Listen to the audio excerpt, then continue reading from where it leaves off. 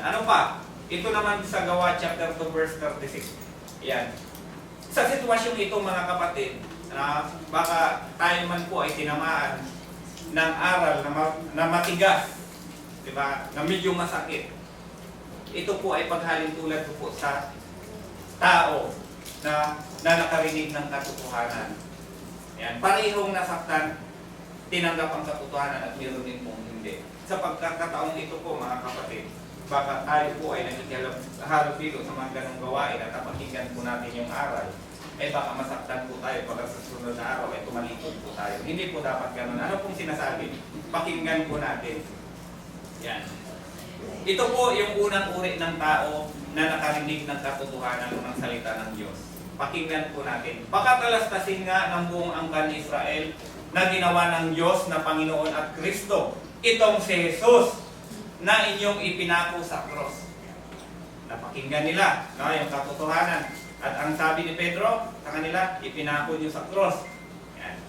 Nang marinig nga nila ito ay nangasaktan ang kanilang puso. At sinabi kay Pedro sa ibang mga apostol, mga kapatid, anong gagawin namin? Ibig sabihin po dito mga kapatid, yung kausap ni Pedro dito na nakarinig ng katotohanan ay tinanggap nila yung katotohanan. Kahit masakit. Sa atin sa ngayon mga kapatid na nakarinig ng katotohanan ng salita ng Diyos. Diba? Medyo masakit po sa atin, lalong-lalo na po kung gumagawa po tayo ng gawain ngayon. Pangalawa, yan, ito po yung isang tao na nakarinig ng katotohanan na nasaktan din, pakinggan din po natin. Ibinangon ng Diyos ng ating mga magulang si Jesus na siyang ninyong pinatay na ibinitin sa isang punong kahoy. Yan is, punong kahoy, it symbolizes about the cross.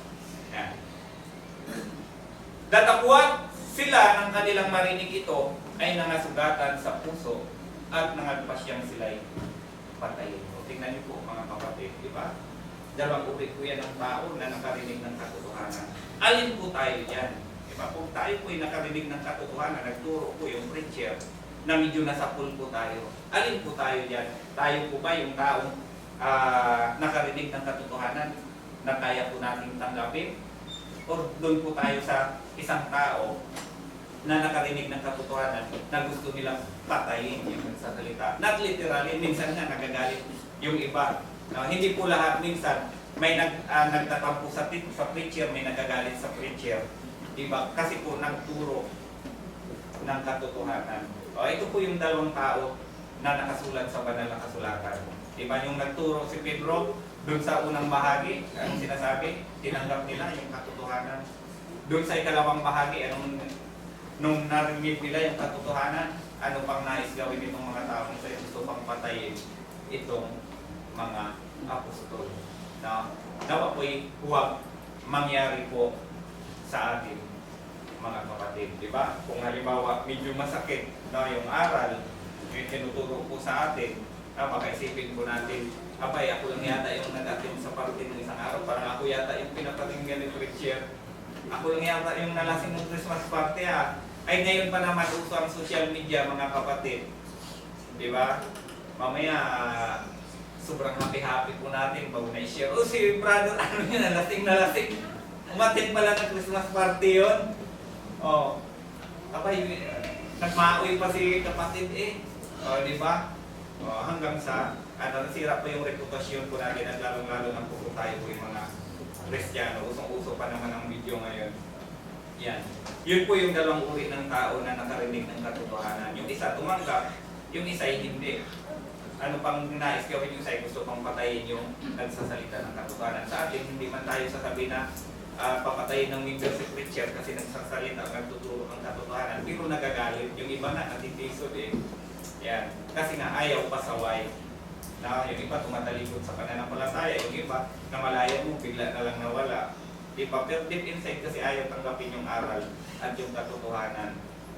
Diba? Hindi pa nila iniisip na ang kanilang nire-reject po ay ang Panginoong Jesucristo sapagkat ang itinuturo ng mga apostol ay nanggaling mismo sa ating Panginoong Jesucristo. Diba? Yan.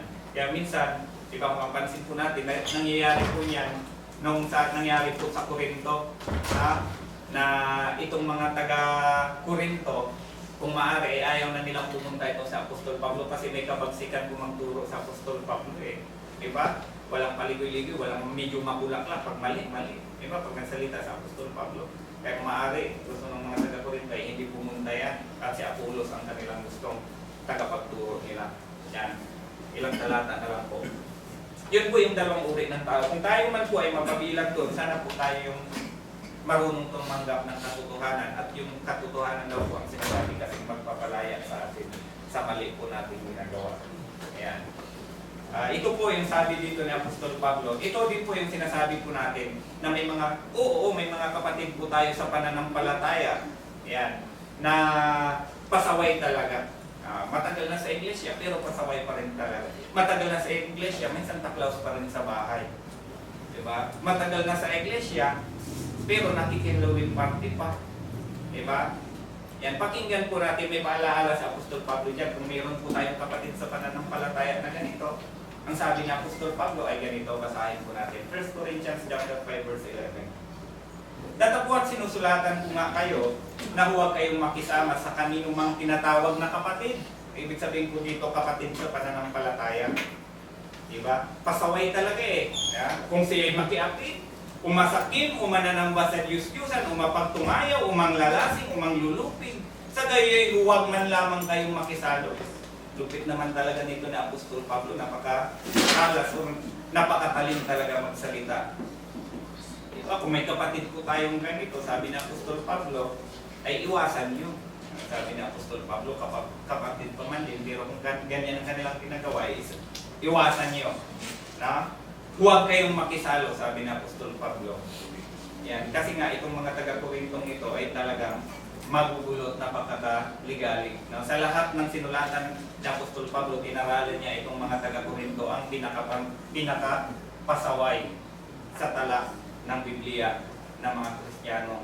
Isipin mo ba naman, di ba, nagkakatipon, mga lasing, inubos ng pagkain at kain yung tinapay, di ba, na sana'y gagamitin sa banal na hapunan, di ba, mga pasaway ng mga Kristiyano. Yung mga babae dito nag-aahit ng ulo, di ba? Yan po ang gawain ng mga taga-Corintong Kristiyano, hindi naman po tayo ganyan. Medyo lang pasaway. Yan, tuloy po natin. Ilang talata? Yun po yung sinasabi.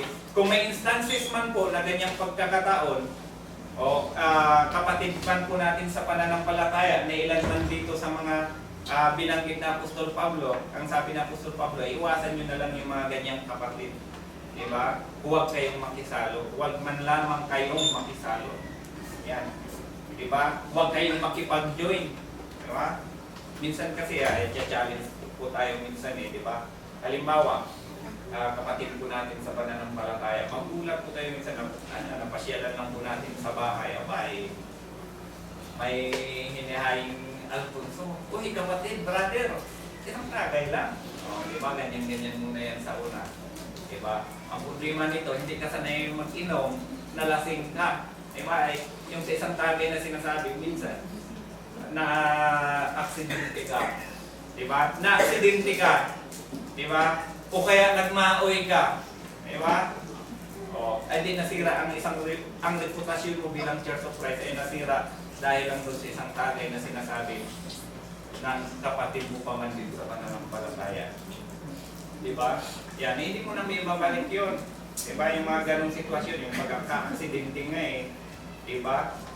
May babalik mo pa ba? Mali mo nasira yung reputasyon mo na ikaw ay na-aksidente ka sa kalisingan. Si brother, nagkakagulat naman kala ko hindi nag-iinom yun. Hindi, pinilit kasi ni brother, pinasyat lang na isa, nalasing na aksidente. Diba? May mga ganyan pong sitwasyon. Diba? Minsan yung sasabihin po natin pakisama lang. Kung tayo po'y mapapasama, di bali ng inyo na yung pakisama nyo na sinasabi. Kahit kaklase po natin. Diba? Nung high school, nung college, may mga ganyang pagkakataon kaklase ko nung college, kaklase ko nung high school. Nung nalaman na hindi ako nag-iinom, hindi na dumadaan sa bahay. Diba kasi nga, wala na diba? Yung, parang yung friendship, ang tinitingnan niya na lang na naging friendship nyo dati, yung pag-iinuman nyo dati. Pero nung nalaman niyang hindi ka na talaga umiinom, hindi na talaga dumadaan, hindi na talaga dumaan ang bahay. Diba? Nilalampasan na lang ako. So, ganyan po yun.